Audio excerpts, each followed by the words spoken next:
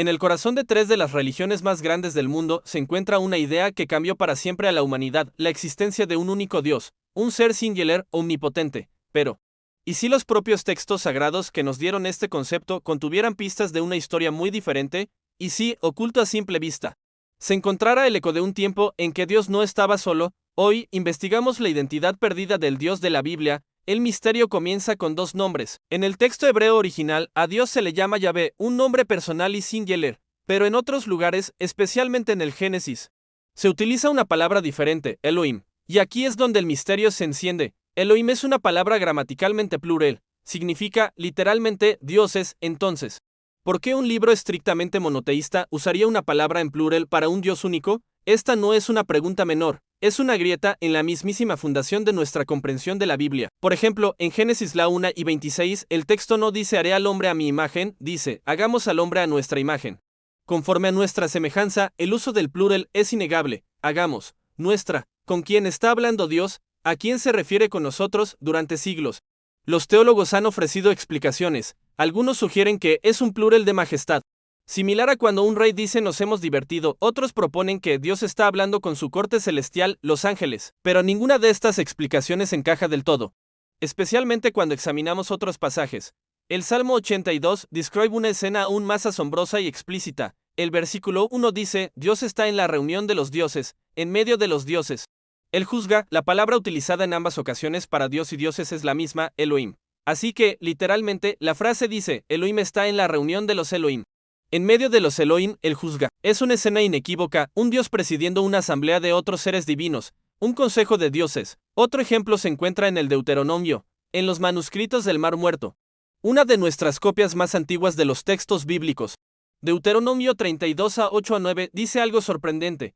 Habla de cómo el Dios Altísimo dividió a las naciones y asignó a cada una un Dios guardián. Y luego dice que la porción del Señor, la porción de Yahvé, fue su pueblo, Jacob. La imagen es clara, un panteón de dioses, cada uno con su propia gente, y Yahvé es uno de ellos. En versiones posteriores de la Biblia, esta referencia fue cambiada para eliminar la idea de otros dioses, pero el rastro de esa creencia original permanece. Estos no son casos aislados, son fósiles lingüísticos incrustados en el texto. Pistas que apuntan a un pasado muy diferente, un pasado politeísta. Para encontrar la respuesta a este enigma, debemos viajar en el tiempo, a la tierra de Canaán, hace más de 3000 años. Al mundo en el que nació el antiguo Israel. El mundo del cercano Oriente Antiguo era un tapiz de culturas y creencias politeístas. Cada ciudad, cada tribu, cada reino tenía su propio panteón de dioses y diosas. En la tierra de Canaán, el hogar de los futuros israelitas, el dios principal era una figura paterna, un rey divino llamado El. Él era el creador, el sabio y el justo, y tenía una familia de 70 hijos divinos. Estos hijos eran conocidos como los hijos de Elo, más comúnmente, los Elohim.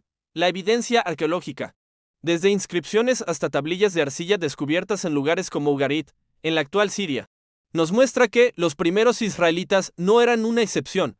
Adoraban a este panteón cananeo. Él era su dios principal, y dentro de este panteón, una figura comenzó a ganar prominencia entre las tribus de Israel, un dios llamado Yahvé. El origen exacto de Yahvé es un tema de intenso debate académico. Algunos estudiosos creen que pudo haber sido un dios de la guerra o de las tormentas del sur, de regiones como Edom o Madián.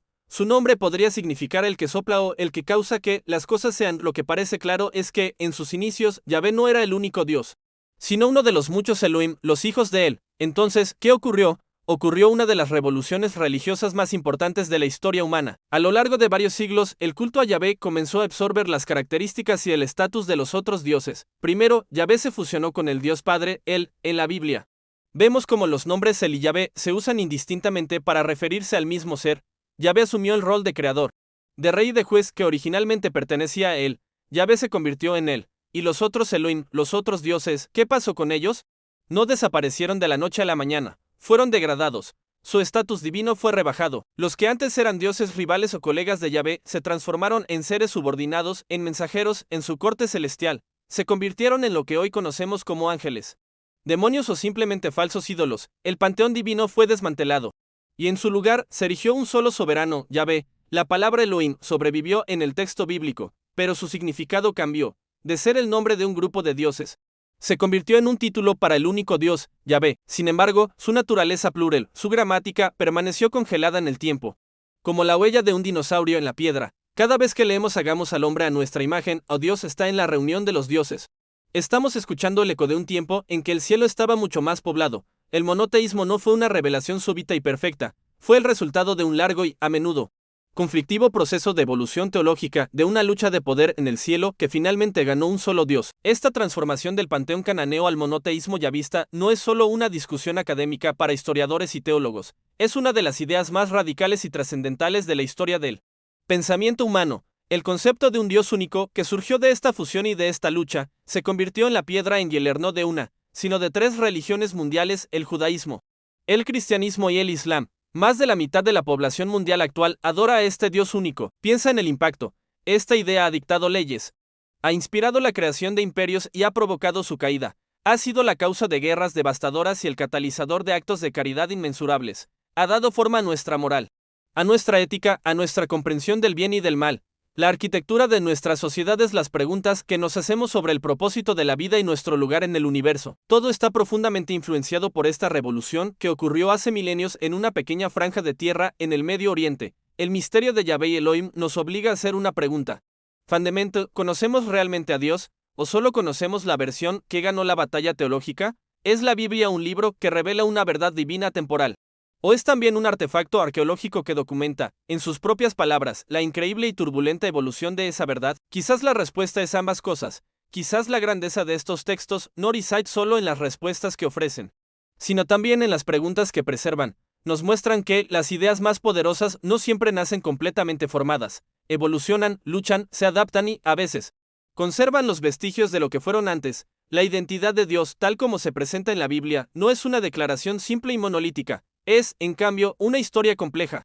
Una saga de fusión, conflicto y transformación. Es, quizás, el mayor misterio jamás contado, oculto a plena vista, esperando a ser descifrado por aquellos que se atreven a mirar más allá de la superficie. Gracias por acompañarnos en este viaje. Si te fascina la historia oculta detrás de las ideas que dieron forma nuestro mundo, suscríbete y activa las notificaciones para no perderte nuestro próximo episodio. Hasta la próxima.